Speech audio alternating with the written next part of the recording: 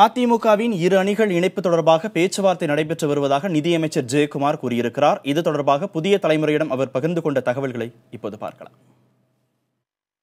நிதியமைச்சர் ஜெயக்குமார் அவர்கள் நம்முடன் இருக்கிறார், அவரிடம் கேட்கலாம். சார், ஓபிஎஸ் அணியுடன் தற்போது பேச்சுவார்த்தை நடந்துட்டு இருக்கா?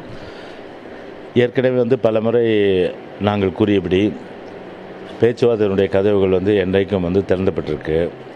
எல்லோருடைய ஒட்டுமொத்த கருத்தும் அனைத்து இந்திய அண்ணா திராவிட முன்னேற்ற கழகம், மாண்புமிகு இதய டாக்டர் புரட்சி தலைவி அம்மா அவர்கள் மிகவும் கஷ்டப்பட்டு இந்த இயக்கத்தை கட்டி காத்து 1.5 கோடி தொண்டர்களை கொண்ட ஒரு மாபெரும் இயக்கமாக உருவாக்கினார்கள். இது எந்த நிலையிலும் நாங்கள் சிதறவிட மாட்டோம். அதை கட்டி காப்புதான் ஒரு முழுமையான அளவுக்கு லட்சியம் என்பதை மனதில் கொண்டு அந்த இணைப்புக்கான அந்த பேச்சுவார்த்தைகள் ஒருபுறம் நடந்து கொண்டே இருக்கின்றது. எனவே அதுவும் ஒரு காலத்தின் சூழ்நிலையில் ஒரு நல்ல ஒரு முடிவுகள் வரப்பெறும் என்ற ஒரு நம்பிக்கை நிச்சயமாக இருக்கின்றது. ஓபிஎஸ் அணி பேச்சுவார்த்தைக்கான குழுவை கலைச்சிட்டதா சொல்கிறாங்க. இப்போ பேச்சுவார்த்தை அந்த குழுக்கள் இல்லாமல் மேல்மட்ட தலைவர்கள் அளவில் நடந்துட்டு இருக்கா? குழு என்பது வேறு, இணைப்பு என்பது வேறு. இணைப்பை பொறுத்தவரை அதில் யாருக்கும் மாறுபட்ட கருத்து இல்லை. இணைப்பு என்பது நம்முடைய அன்பு சகோதரர்கள் தான். அவர்கள் இங்கிருந்து பிரிந்து சென்றவர்கள்.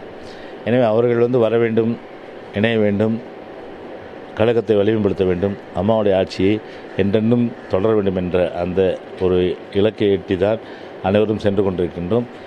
எனவே நிச்சயமாக ஒருபுறம் அவர்கள் அந்த குழுவை கலைத்து விட்டாலும் கூட மறுபுறம் அந்த பேச்சுவார்த்தை அது நடைபெற்று கொண்டு தான் இருக்கின்றது. ஓபிஎஸ் அணியை சேர்ந்த சில மூத்த நிர்வாகிகள் உங்கள் தலைமையில் முதல்வர் எடப்பாடி பழனிசாமியை சந்தித்ததாக ஒரு தகவல் இருக்கு.